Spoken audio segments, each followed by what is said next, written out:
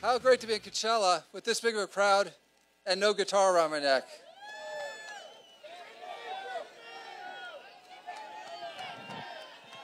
Hey, so if you haven't been to a Trump rally before, if you haven't seen Donald Trump in a rally before, you're in for a treat.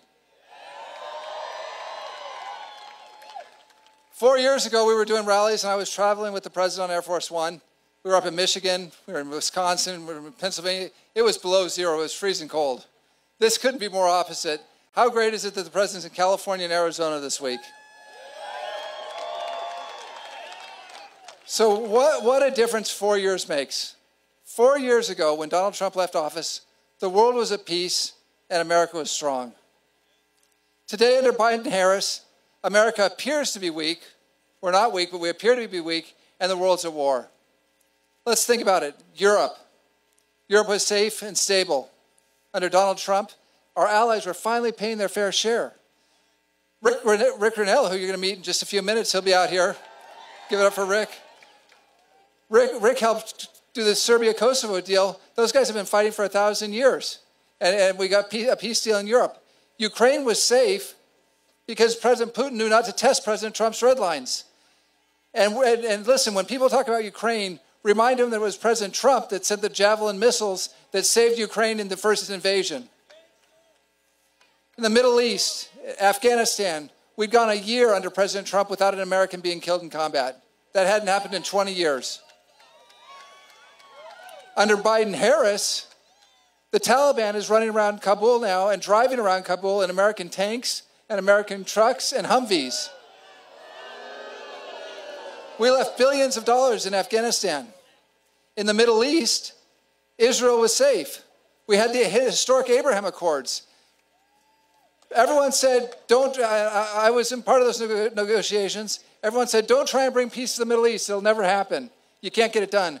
Well, guess what? The guy who started the deal knew how to get a peace deal in the Middle East done. And I'll tell you one thing. I said at the time, they gave the Nobel Peace Prize to Obama for nothing. President Trump made peace between Jews and Arabs and Muslims, and he did get the Nobel Peace Prize. What a joke. In Asia, there was prosperity under President Trump. 4 years later, today under Biden-Harris, the Chinese are sending their warships and their planes into the territorial waters of Japan, Taiwan, South Korea, and the Philippines. And they know the Philippines, is a treaty ally of America, and they're ramming the Philippine Coast Guard boats.